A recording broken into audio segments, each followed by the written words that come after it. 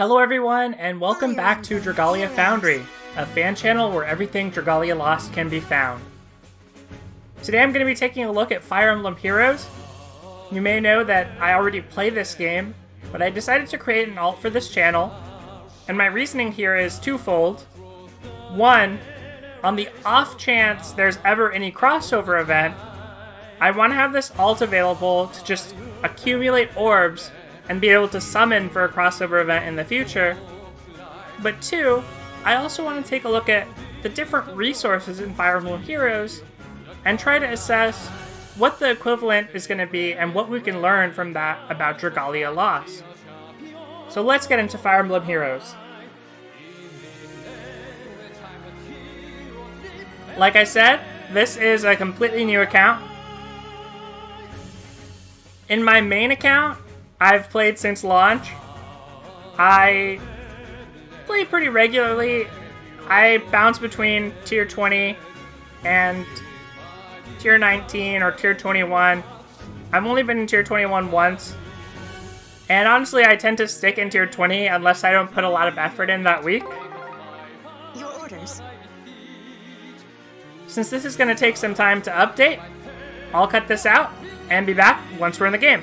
Now, by no means do I intend to make Fire Emblem Heroes a regular feature on this channel. I really want to stick to focusing on and covering Dragalia Lost.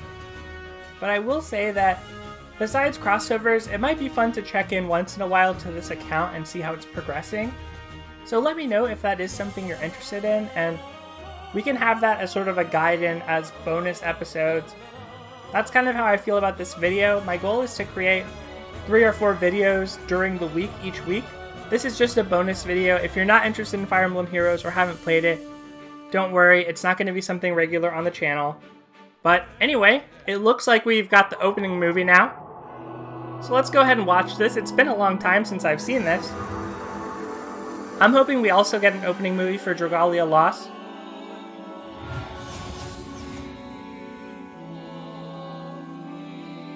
Those of you who do play Fire Emblem Heroes will know that Book 2 just ended. There was also quite a cool story trailer for Book 2. And I hope that for Dragalia Lost, we also have multiple books. We know that the world of Alberia has multiple continents. Or I should say, the kingdom of Alberia is in a world with multiple continents, and Alberia is just one kingdom. One thing about Dragalia Lost is we don't really understand the story reasons for summoning. So in Fire Emblem Heroes, there's this loosely veiled plot where as the wielder of this legendary weapon, the Brightablick, you're able to essentially summon characters, heroes from across the Fire Emblem universe. I do think the appeal of this game, Fire Emblem Heroes, is owed in large part to the fact that these characters were there from the beginning and were from previous games. So I hope Dragalia Lost, being a new IP, can take off. But anyway, we're going to put in our nickname and confirm that.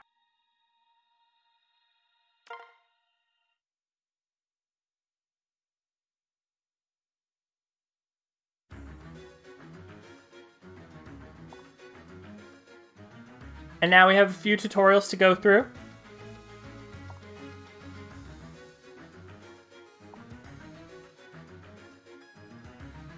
If you haven't played Fire Emblem Heroes, it's hard for me to say whether I'd recommend it at this point. I do think a lot of your enjoyment of this game would come basically out of your familiarity with the franchise. There's so many more systems in place than when the game launched that I think there's a really uphill learning curve for it too.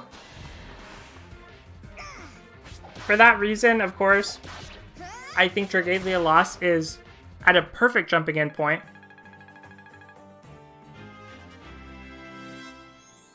But anyway, these tutorials should be pretty quick. Anna is one of my favorite characters. I really hope she gets an alt in Fire Emblem Heroes. But I love her original artwork anyway. And even though I've kind of outgrown her use in the game, I still think she's really cool and really fun.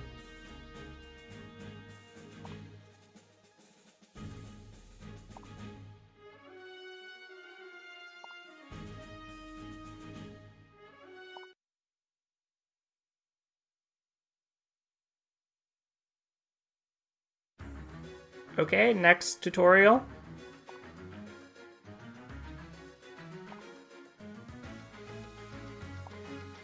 So here we're going to learn about how to use ranged weapons. You would think that for Dragalia Lost, there might be tutorials on the different weapon types.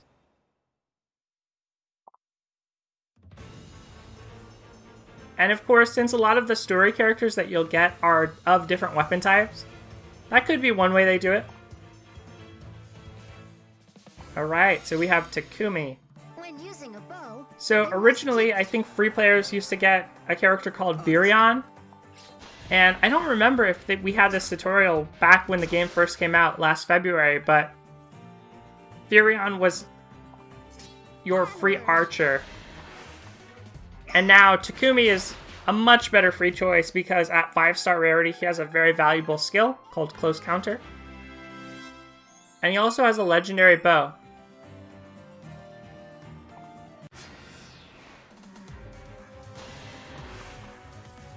Right, so Anna decimated that guy.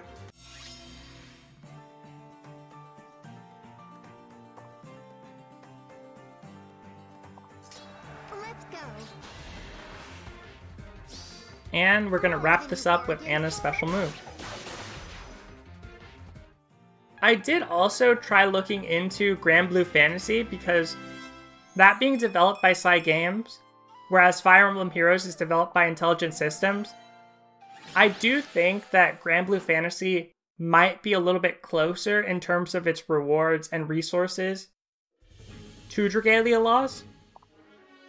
Unfortunately, I had a lot of trouble getting it to run properly in my browser. And just so you guys have an idea of how much of a shoestring operation this is, I'm pretty much doing all of this out of Chrome OS. It's all for you. So unfortunately, recording and doing Grand Blue Fantasy, I was getting a lot of errors. Your orders. Thankfully, that doesn't seem to be the case with Fire Emblem Heroes, and that's why I'm focusing on that for this video. Of course. With just a few days left until launch anyway, I think we have diminishing returns on speculation and trying to suss out what's going to happen with Dragalia Lost. Yes. But once again, we are here at a large loading screen. This time we have a lot to download, so I'm going to cut out, and I'll be back once we're in the home screen. Okay, so we're back in the game, the downloading finished. And there are 2 items on the agenda today. So first, I'm going to collect my free resources. Got our nice login bonuses, plenty of those, some free orbs. We'll talk to Matthew here to get some feathers. And we're going to use these free resources, as I said, if there's ever any crossover content. So I'm going to just save them on this account. But I am going to be doing my free summoning. So every banner or showcase that comes out in Fire Emblem Heroes, you get 1 free summon.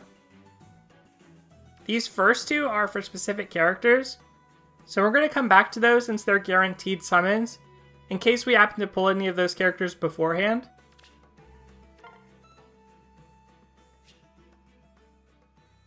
Alright, on this banner, I'm hoping I can get Lyn.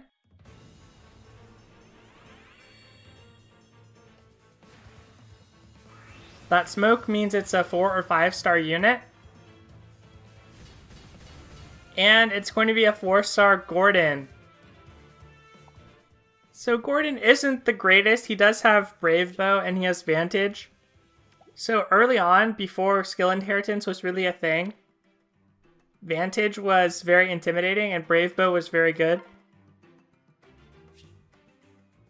Alright, on this banner, we could get one of the villain characters, Hellbindi, kind of an anti-hero, on green, so let's try that.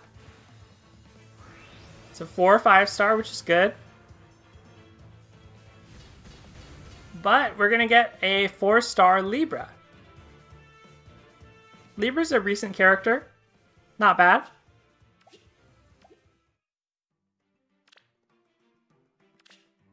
Next up, we have a set of dancers here. And we're going to go for green and see if we can get Azura or Inigo. Dancers are really useful in Fire Emblem because they refresh your move rate, but unfortunately we're going to get a 3-star. Soren, okay. Soren has jumped up in value a lot because he's a low rarity unit, so he's very available. But he has a legendary weapon, and with a new skill that came out from Helbindi, who I mentioned before, Soren can score very well in PvP in the arena. For this banner, we're going to try to get Celica.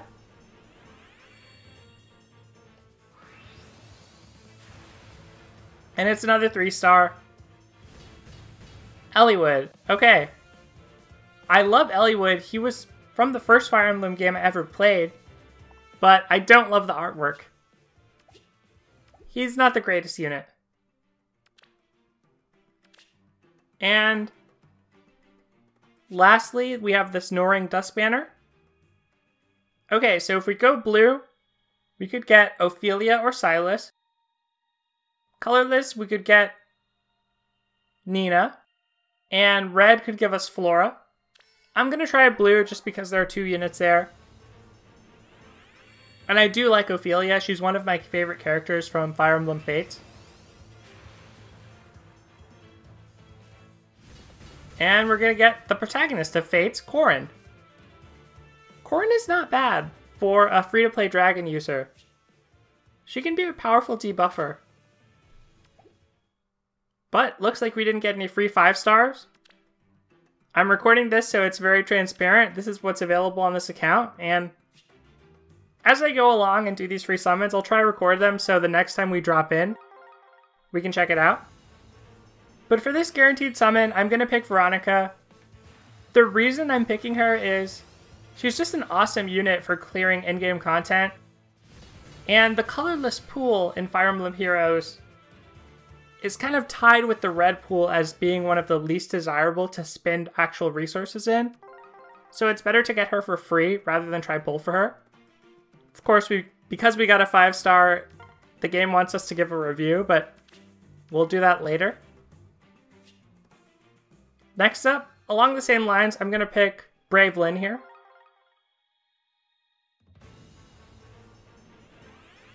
And with this summoning out of the way, the next thing I want to take a look at are some of the resources in this game. So like I said, I think there are some analogs and some things we can learn about Dragalia Lost. It is important for me to point out that this game is developed by Intelligent Systems and Nintendo, and Dragalia Lost being developed by Cygames and Nintendo. You're going to see that Cygames influence, so a lot of the currencies even look more similar to Grand Blue Fantasy, or even are straight up Grand Blue Fantasy currencies like rupees. But let's head to Miscellaneous and look at the inventory.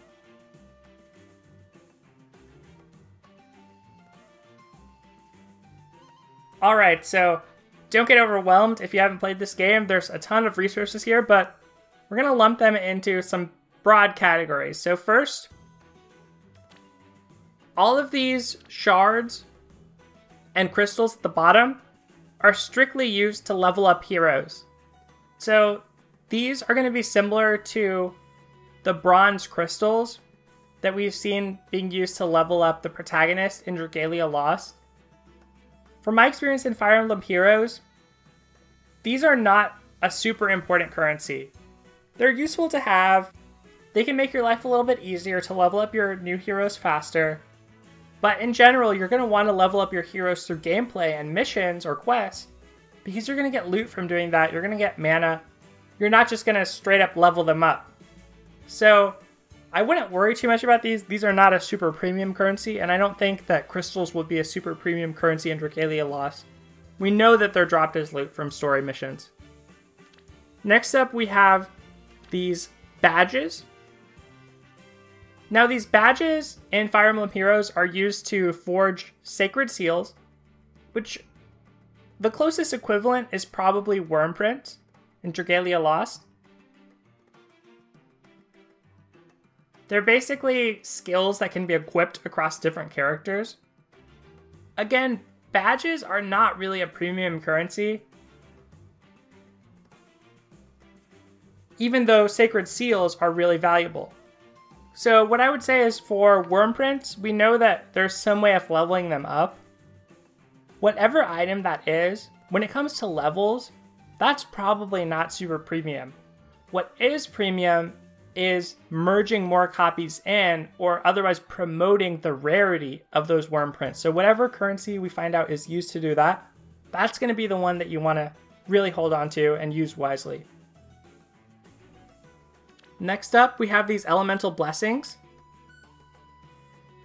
So these grant bonuses to allies if they're serving alongside a legendary hero of that type. And honestly, there's not really a great comparison to Dragalia Lost here. Even though Dragalia Lost has an element system, we don't know that there's any way to modify a character's element or anything like that. It looks like some weapons might have a slot to attribute an element, or maybe some rare ones will come with an element, but that's definitely not clear, so I wouldn't worry about this currency too much. But of course, up here at the top, we get into the more important items: orbs, feathers, sacred coins, refining stones, divine dew. So let's go through these one by one. Orbs are the most important currency in Fire Emblem Heroes. It's what you use to summon new characters. So this is going to be directly comparable to Wormite and Diamantium in Dragalia Lost. Now, Wormite is the free currency you get by playing the game, doing events, logging in, and Diamantium is the premium currency that you get by spending money. Now, one thing to be very careful of is that in Fire Emblem Heroes, you can actually spend orbs for other things besides summoning heroes. However, it's generally considered a very bad use of resources, because the things you can spend orbs on tend to restore themselves for free over time. So one of the biggest things is stamina. My stamina is currently at max, but I could use orbs to restore stamina, and I can just wait to do that, so that's not a great idea. There's also these stamina potions, so I should always use stuff like that. Dragalia Lost has something called skip tickets, which might function similarly, and you restore your stamina when you level up, and over time. So if the game has an option, and there's a little plus icon, so it probably will have this option, don't spend your Wormite, don't spend your Diamantium just restoring your stamina. Likewise, when it comes to these dueling swords, these are used to play multiplayer or play the arena in Fire Emblem Heroes. This is another one that you're not going to want to use orbs to restore. Again, there's this item called Dueling Crest, which in Fire Emblem Heroes you get an abundance of. And it looks like in Dragalia Lost, there may be some item too that restores what's called multi-points, which lets you join rooms in multiplayer for Dragalia Lost.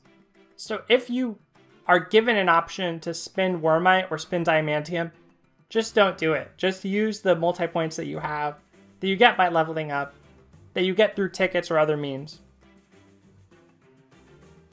Probably the second most important currency is going to be the Hero Feather. And in Fire Emblem Heroes, that's used to promote units from 3-star to 4-star to 5-star. We know that for Dragalia Lost, there's a similar thing called Eldwater. So that's going to be your second most important currency, because it's the only way to get adventurers to higher star rarities, to raise their max level, and ultimately that's going to be your long-term game plan. That's what you're going to want to eventually do.